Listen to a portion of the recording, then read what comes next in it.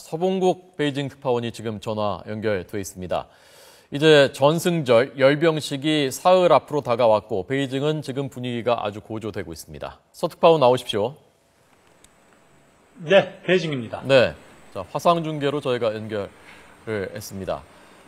시진핑 체제의 최대 이벤트다, 최대 정치 이벤트다라고 하지 않습니까? 시진핑 정부가 제일 기대하는 것은 어떤 것입니까? 네, 열병식 하면 말 그대로 최고 지도자 앞에서 벌이는 군사 퍼레이드인데요. 중국 정부는 이번 열병식을 통해서 달라진 중국의 위상과 국력을 과시할 준비를 마쳤습니다.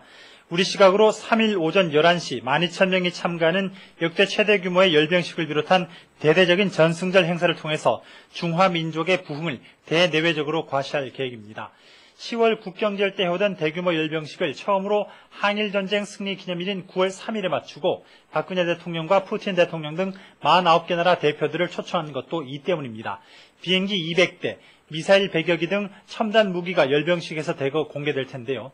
역사 문제로 대립 중인 일본은 물론 아시아 패권을 다투는 미국까지 겨냥했다는 분석입니다. 네, 구체적으로 어떤 신무기들이 공개되는지 좀 자세히 알려주시죠. 네, 열병식에서 단연 주목을 끌게 될 무기는 차세대 핵미사일 둥펑 시리즈를 비롯한 미사일 100여 기입니다. 지난해 시험 발사에 성공한 둥펑 31B는 사거리 11,000km로 미국 본토 공격이 가능한 다탄두 미사일입니다.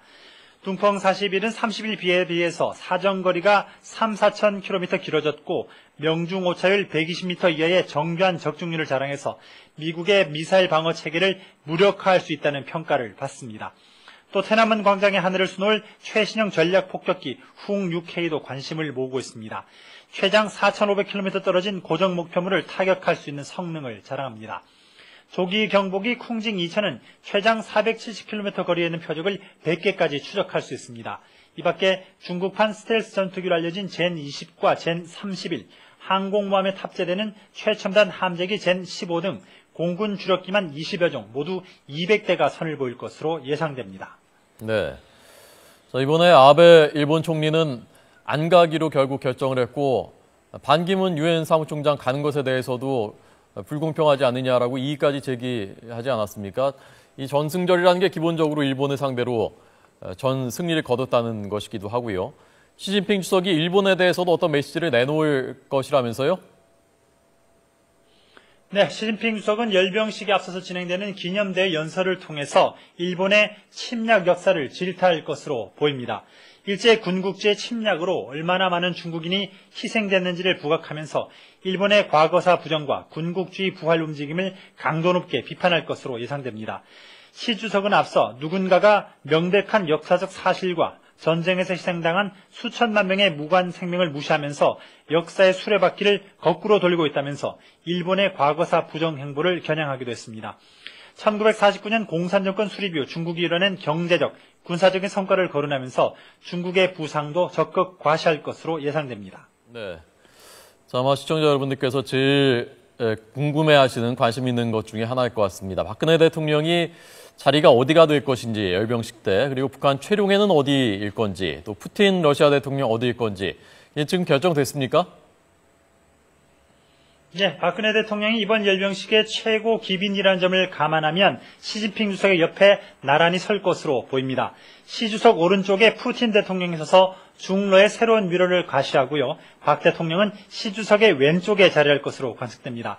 이렇게 된다면 1950년대 북한 김일성 주석이 차지했던 중국 지도자 옆자리를 한국 대통령이 차지하게 되는 것입니다.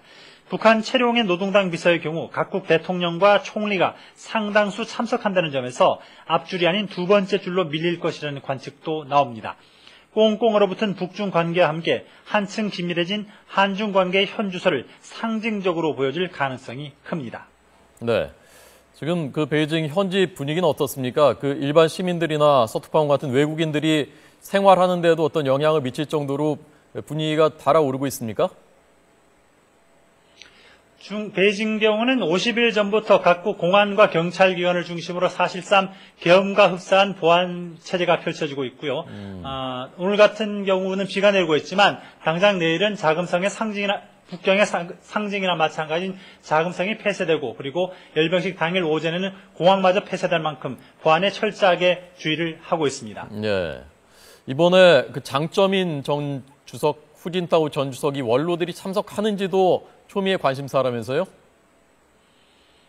그렇습니다. 이번 열병식은 시진핑 체제 들어서 변하고 있는 중국의 정치 지형도를 들여다볼 수 있는 기회가 될 텐데요. 최근 89살 생일을 맞은 장점인 전 주석은 건강상 문제와 당 중앙을 번거롭게 하고 싶지 않다는 이유로 열병식에 불참할 것이라는 보도가 나왔습니다. 시 주석에게 대권을 물려준 후진타오 전 주석도 뚜렷한 이유 없이 참석하지 않을 것으로 알려졌고요.